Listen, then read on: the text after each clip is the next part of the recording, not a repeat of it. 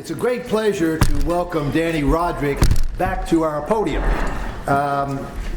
We're meeting today to discuss Dani's new book, The Globalization Paradox, Democracy and the Future of the World Economy. It's a very ambitious book. Dani suggests that he's trying to prepare, in his words, a new narrative to shape the next stage of globalization and to address the imbalance between the national scope of governments and the global nature of markets. That, incidentally, is a critique that my old boss, Henry Kissinger, has made from time to time, but without quite the in-depth support that Dani provides for his argument. I find it a very impressive book. It covers virtually the entire range of global economic topics. It tries to integrate them in a consistent message, and whatever one thinks of Dani's conclusions, I would commend it to you. Incidentally, since this is not an institute book, we're not giving it away. We couldn't do that. But it's for sale outside, and as you leave, you can buy it, and Dani will even autograph it. So I'll be his publicist once again. I was his publicist before. The Institute published his previous major book in 1997 called Has Globalization Gone Too Far? And I was intrigued that in the new book, on the first page of his introduction, Dani refers with, I think, good humor to this Pro-Globalization Institute having published his earlier skeptical treatise on globalization, and refers to it as a kind of Nixon in China effect. It's not quite that great this time, since we didn't publish the book, but we are giving Dani the platform because we think it is so important to discuss the whole range of views on these topics, and I am delighted to do so. Dani, in his introduction, also notes that he missed a couple of things in the earlier book, like the impact of financial globalization. He addresses that in depth here. We have also addressed that recently in a major book by Bill Klein, so I've asked Bill to lead off our discussion with some comments on that part of Dani's work. Dani has also expanded, elaborated, brought right up to the moment his critique of the global trading system. We also do work on that, and I've asked Gary Huffbauer to give a few lead-off comments on that one as well to trigger the discussion.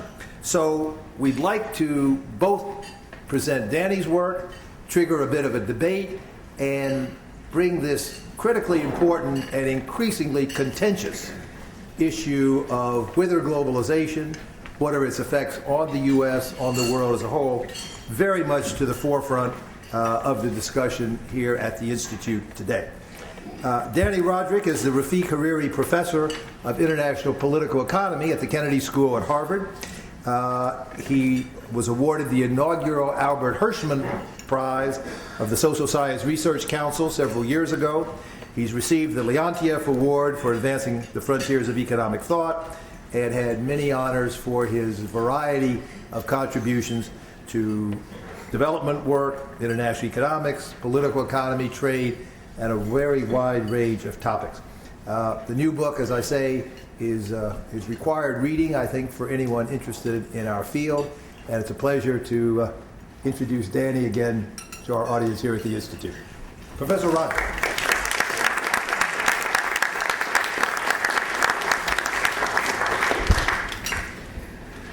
Thank you very much, Fred, for hosting this, for inviting me to present the book and have a chance to discuss and debate some of the ideas that I've sketched out here. As Fred reminded us, he was instrumental, indeed critical, in launching me on my path of notoriety with his willingness to publish many years before the monograph Has Globalization Gone Too Far, which I should make clear to all was not my title but his. But it is my original title would not have made the New York Times. It was called Are There Limits to International Economic Integration? Now, Fred looked at that title and I said, and so this, and therefore this is how we got that title. Probably also the reason that it got the readership that it did. This is very much. I was actually quite struck.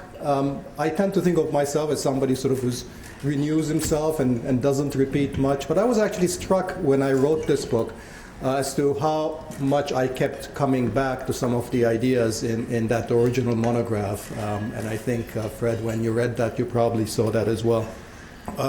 So I don't know, maybe it's just that I'm overly stubborn, or there's a sense in which those ideas have held up, at least in my mind, the test of time.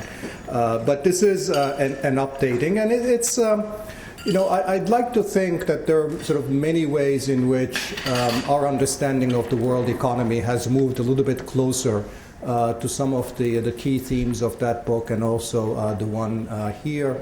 As we're sort of talking with Fred before this, I find myself much less of an outlier in many of these debates on globalization than I used to. We are, after all, living at a time in world economic history when the IMF is now beginning to dispense advice on how to control capital flows.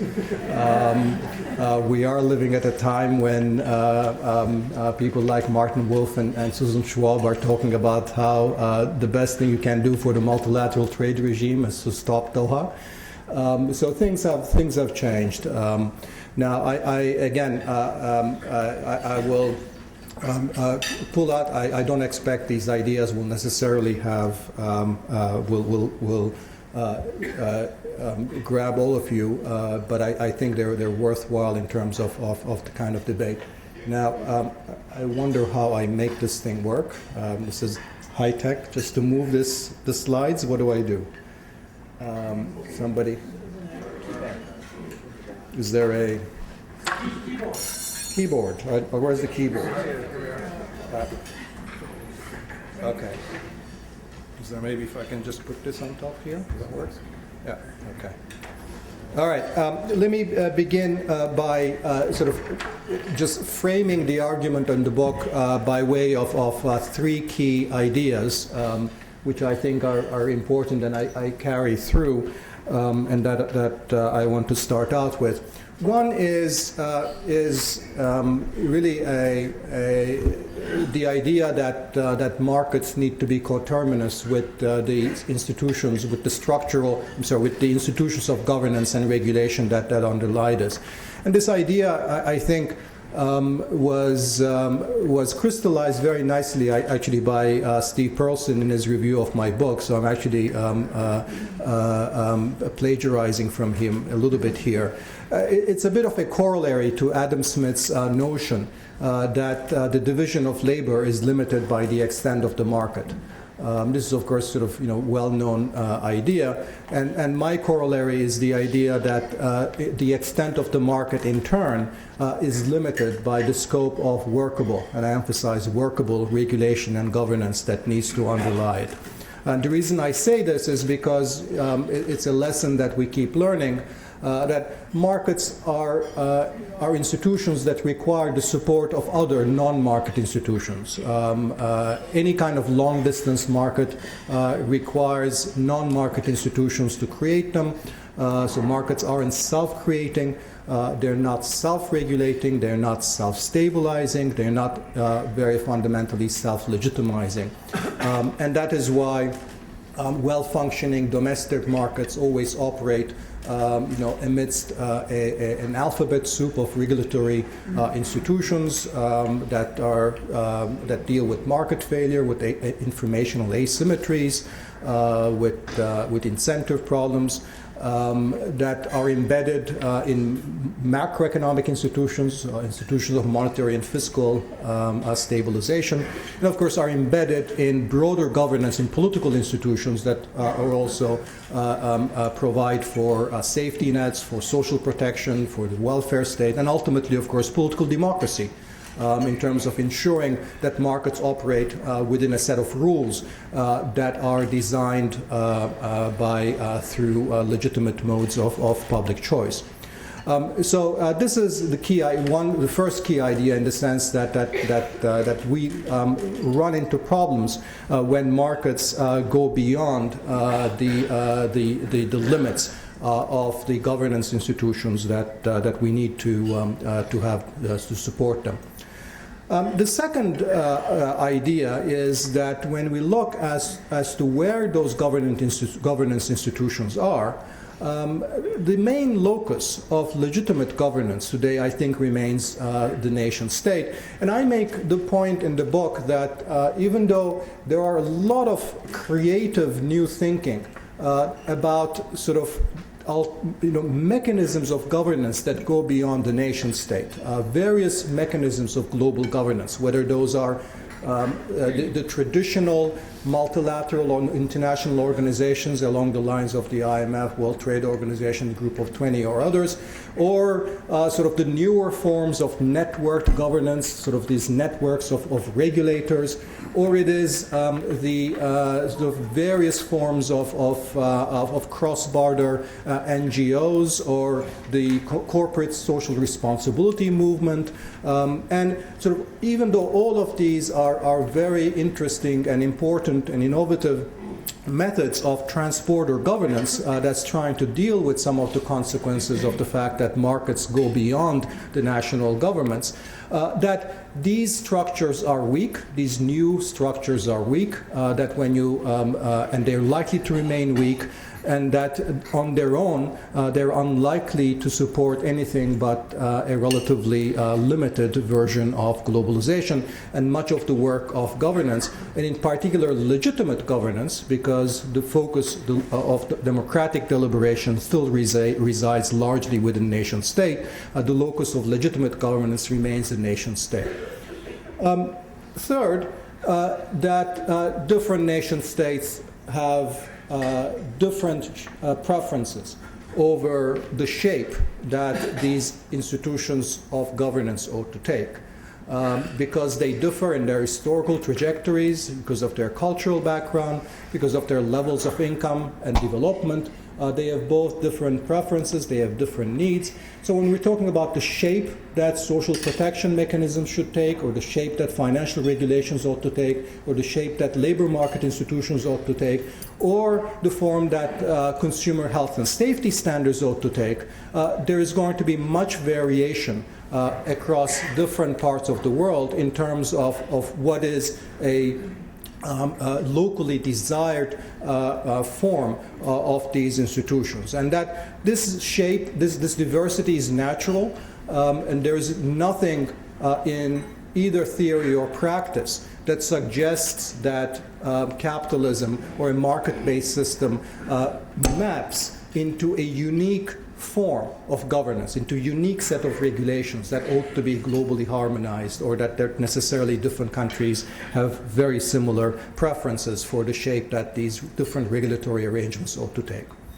I think when you put those together, you end up with the conclusion that we have to contend with a world economy that is and is likely to remain a patchwork in terms of governance. That is, that we need to contend and internalize the idea that the world economy is always going to be divided into different polities, that there's jurisdictional boundaries will be there. And the inevitable implication of this is that really puts a considerable damper on how far we can go in terms of envisaging a truly global market, in terms of how much we can strive towards what I call in the book hyperglobalization. Hyperglobalization refers to this ideal of a world economy where national borders don't matter. National borders don't impose any transaction costs on international, on economic transactions. That when we get the balance between the reach of the markets and the reach of the workable regulation are wrong, that we tend to run into one of two kinds of problems. One is that we run into problems of legitimacy when we try to push the global rules, try to harmonize institutional arrangements and rules too far. And I think a best example of that is actually the difficulty in which the current World Trade regime finds in fact, that the World Trade Organization is probably a popular organization only among trade economists and trade lawyers. It's one of the sort of least popular institutions in the world. I think to a large extent the reason for this is that we have overreached in terms of rulemaking in the World Trade regime. And the other possibility, of course, is that we don't have those rules, that the global governance regime remains weak and the rules highly country-specific. And then we're likely to get into problems of inefficiency, instability, and that has been the curse of financial globalization. I think a lot our experience with financial crises and problems of contagion and financial volatility globally rest in large part, I think, in the fact that we have a world in which financial markets are increasingly global, while the regulatory arrangements and the stabilizing arrangements are still based on within nation states, and that we don't have anything like a global regulator or a global lender of last resort or global safety net. So the sort of in a way coming full circle, the argument in the book is not just that we have to rein in our ambitions because of this sort of continuing power of the nation state, but it's also that is not necessarily a bad thing, that in fact that if we recognize the centrality of nation states in the world economy, in fact we're more likely to contribute, we're more likely to build a healthy global economy than if we actually try to eviscerate them, because eviscerating them is ultimately a way of weakening these institutions of governance too. Now, this is in a way, I'll come back to this point in a second, but let me just add a few other points, which is to say that regardless of whether you buy my argument about the inherent desirability of a world economy that's divided across different national polities, because you buy my argument about the legitimacy of national democracies choosing different institutional arrangements, regardless of the substantive desirability of that, it's also the case that as a positive matter, as if we just project the kind of world we're moving into, we're likely to move into a world where the balance of political forces is becoming significantly more centrifugal.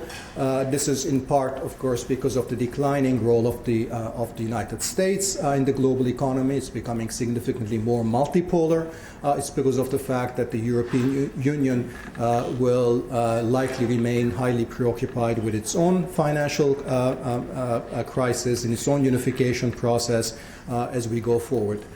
And the rising powers, led of course by China, but also others like Brazil and India and Turkey and South Africa and Russia, even though they differ on a lot of different dimensions, there's one thing that is actually very common, which is that all these rising powers tend to put a huge weight, huge emphasis on the value of national sovereignty. So these new powers are going to be standing for a world in which, in fact, the nation state does matter, and there's going to be much less willingness to transfer sovereignty to transnational or global governance mechanisms. The supply of global leadership is likely to be in short supply in any case, which has implications for where we want to spend our energies on when we think about global governance. Now, this might be a very bleak prospect, because in the sense that if you think that the world economy requires, in order to maintain a healthy world economy, requires a lot of global cooperation, a lot of global governance, a lot of global rulemaking. So far, what I've said suggests that we're looking towards a bleak future.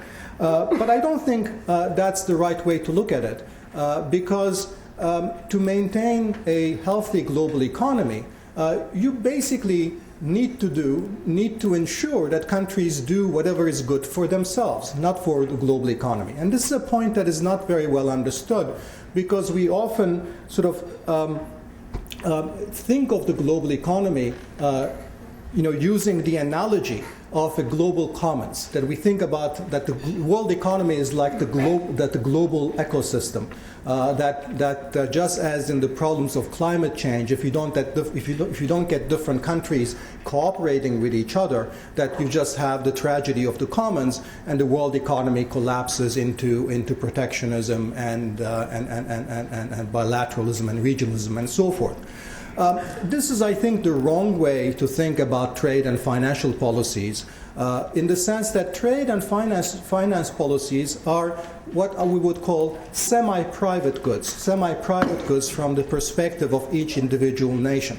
When we economists teach the benefits of trade and the virtue of comparative advantage, we teach it from the perspective that this is good for each country in and of itself. We don't teach it that this is good because this is how you provide benefits to the rest of the world.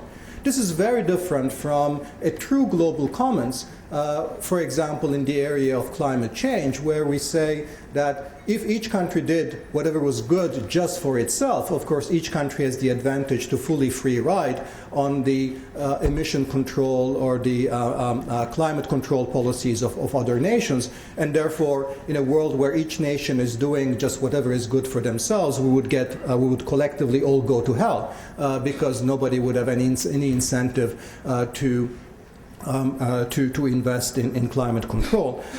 Trade and financial policies aren't like that, because, as I said, these are semi-private goods, and if countries should follow open policies, that's because it's good for them. Fundamentally, subject to a couple of caveats, an open economy is in fact in each individual country's own interest. And there are spillovers, of course, and there are spillovers in terms of the sort of terms of trade effects and potentially mercantilist effects. And this is why, I call open trade and financial policy semi-private goods, not purely private goods from the standpoint of an individual country. But the point still resides that when a country, let's say, follows protectionist policies, and if it is indeed true that it is following these on account of it being harmful to its own, that most of the bulk of the costs are actually borne not by the rest of the world, but by particular groups within that country. So the corollary of that is that when nation states, in fact, do have this policy room, do have this maneuvering room to select their own trade and financial policies and their own institutional arrangements that might potentially impose transactions costs on cross-border trade and financial relationships, the outcome need not be the slippery slope to protectionism. Now, of course, we're in Washington, and we know that democratic politics can malfunction, and can malfunction very badly. So I'm not making a claim that democratic politics always is going to result in the kind of economically desirable outcomes. But the point is that when democratic politics does malfunction, the costs in the world economy are paid mostly by the locals and not by the rest of the world. Of course, agricultural subsidies are a great example of that, because we say here is a fundamental failure of the world economy or world governance arrangements with respect to trade rules, that countries like the United States or Europe or Japan or Korea with high rates of subsidies or agricultural protection provide negative effects on agricultural exporters. But of course, the fundamental economic logic of this is that when countries are subsidizing their agricultural products, if anything, they're providing a benefit to the rest of the world because of the terms of trade gains that the rest of the world derives. But even leaving that aside, who pays the cost of that? It's the domestic consumers, it's the domestic taxpayer. So the ultimate failure here is not a failure of global rules per se. It's a failure of domestic deliberation, the domestic democracies, for the argument being made that these are very highly costly policies from the standpoint of each individual country. And if a democracy ends up saying that despite those costs, we want these policies nonetheless, well, it is not because they want to impose costs on others, it's because democracies are entitled to make their own mistakes as well.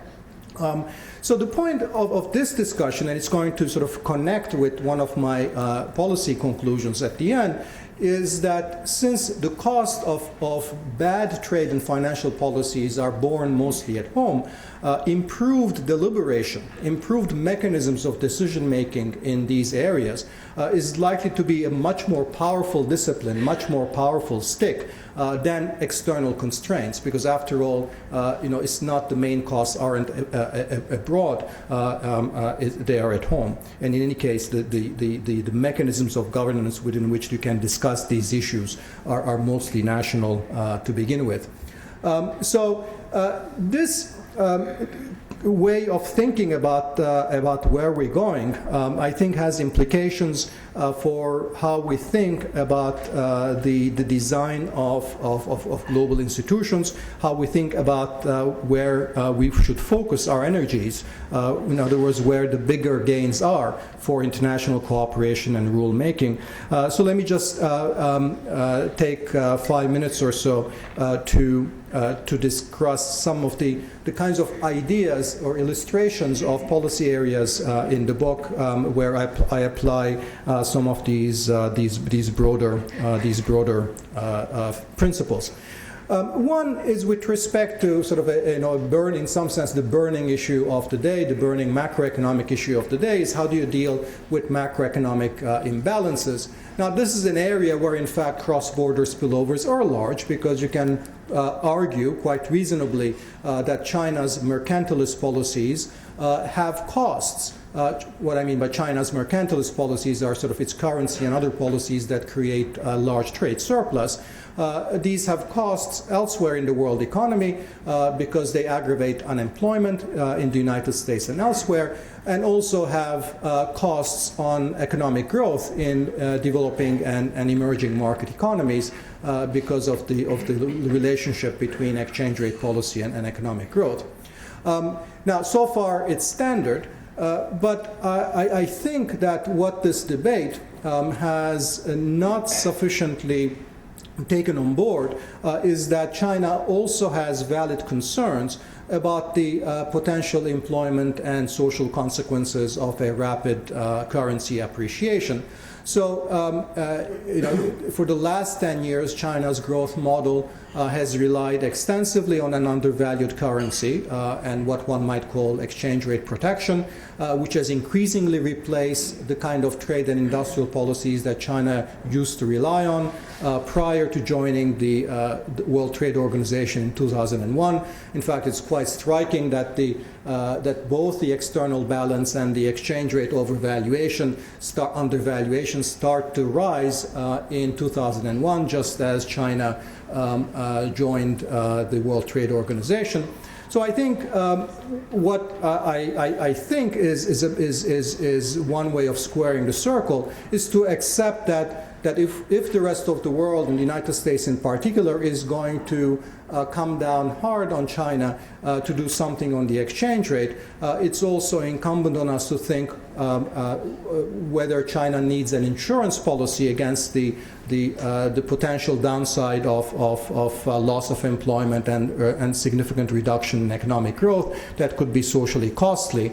And the kind of insurance policy that economic logic suggests we ought to provide China with is much greater freedom to employ sectoral policies in case particular sectors or particular sets of firms are adversely affected from a rapid appreciation of the renminbi, potentially causing unemployment problems. So the suggestion here is that greater discipline on macroeconomic and exchange rate policies imposed on China is really viable only if it is matched with significantly relaxed discipline on sectoral or microeconomic or industrial policies. So in a way, the quid pro quo here is to look the other way if China is going to violate the agreement on subsidies in the World Trade Organization, use sectoral policies in order to potentially preempt employment cost of a rapid appreciation of the renminbi in exchange for greater global discipline over macroeconomic and currency policies. So this tries to match up the need of China to have its own policy space, its own policy room, with the legitimate need of the global community to exercise discipline where there are significant macroeconomic spillovers.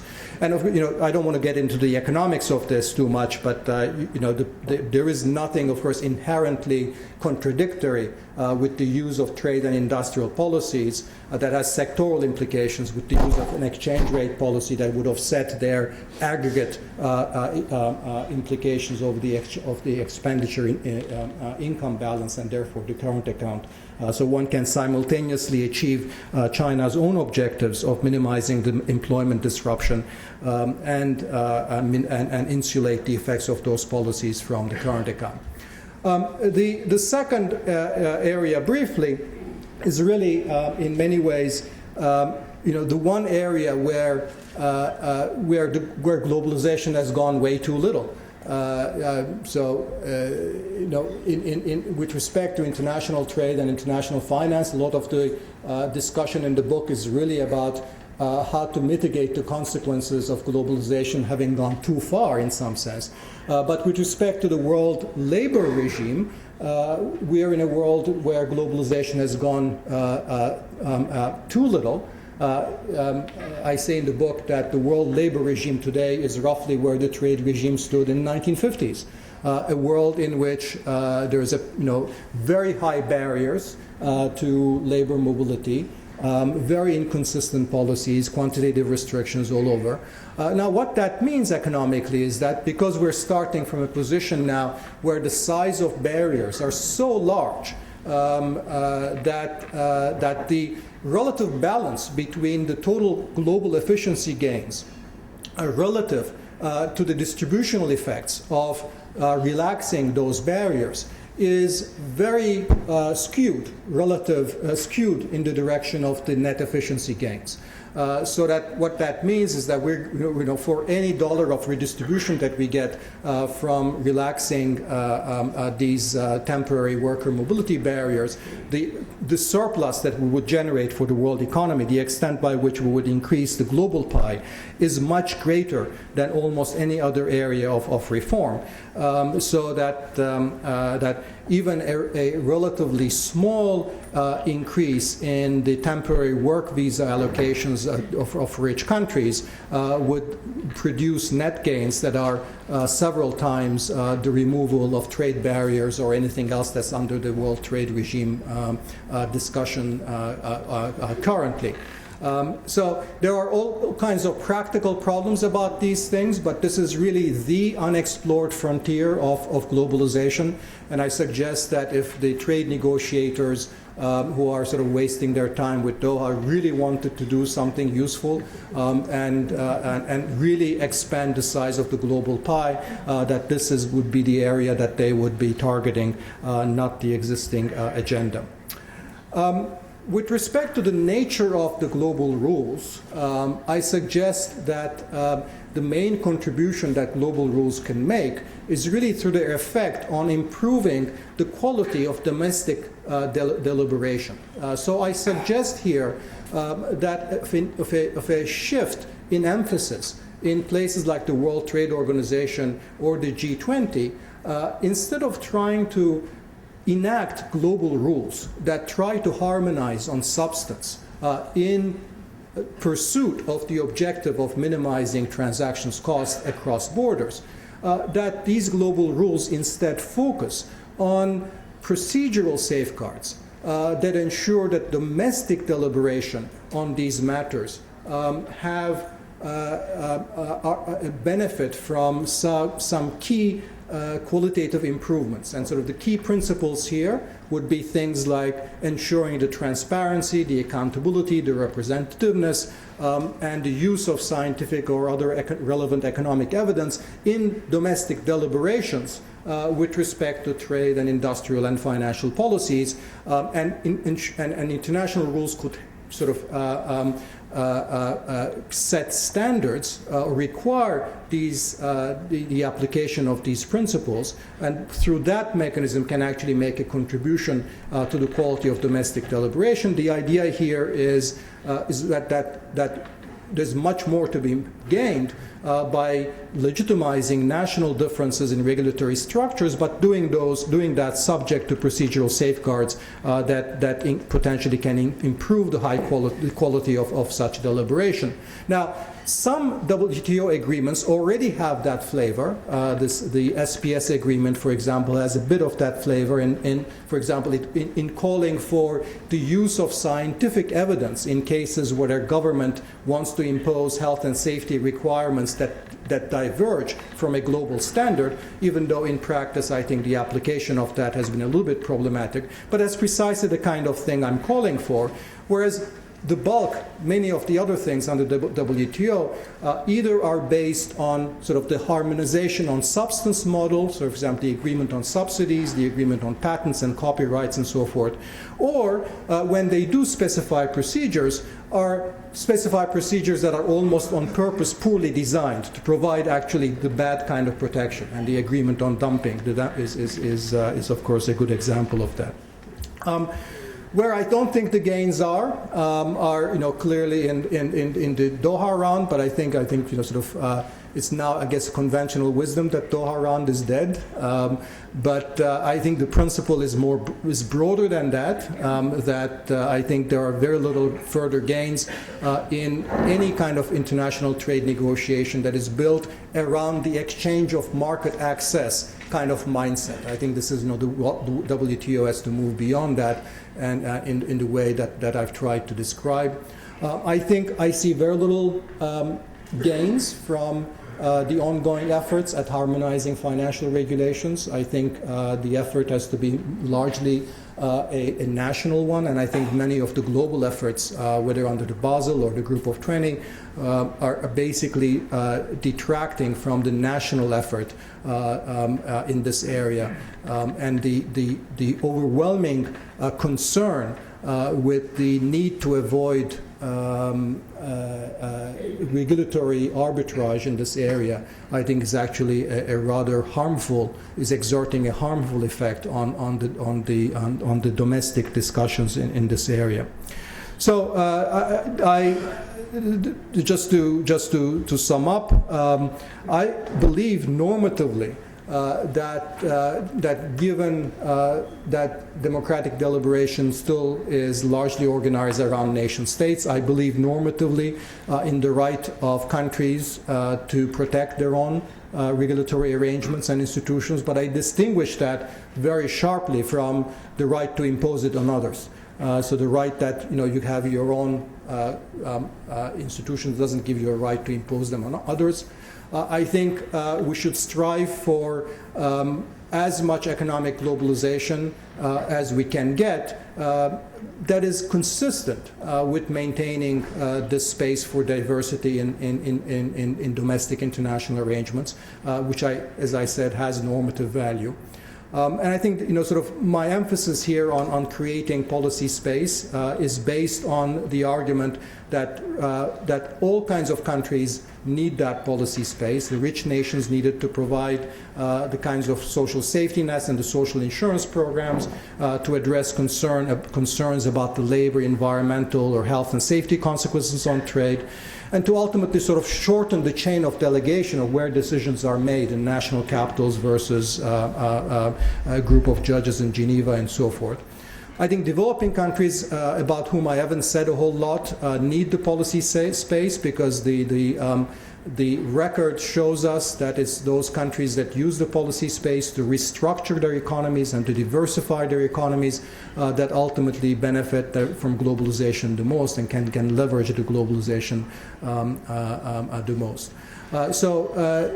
The point, or one of the points in the book, is that in fact providing countries of both the North and the South, both rich and poor countries, with this kind of policy space and understanding that this policy space is needed to maintain the integrity of domestic institutions, is something that is not just desirable from the narrow perspective of national economic management, but that actually will lead will produce a global economy that is more workable, that is healthier, instead of trying to strive for a model of hyperglobalization where we're eviscerating the power of the nation states.